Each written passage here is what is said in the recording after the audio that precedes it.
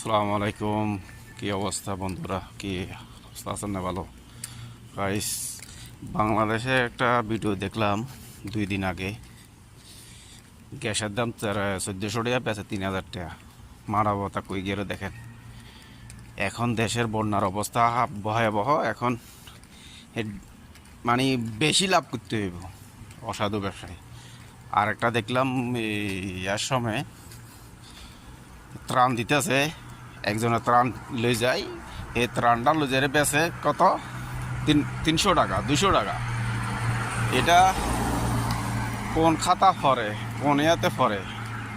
এগুলো কোনো কথা মানুষের নিজে না পারলে অন্যর দিয়ে শারীরিক দিশে অর্থ দিন না হলে শারীরিক দিয়ে উপকার করো।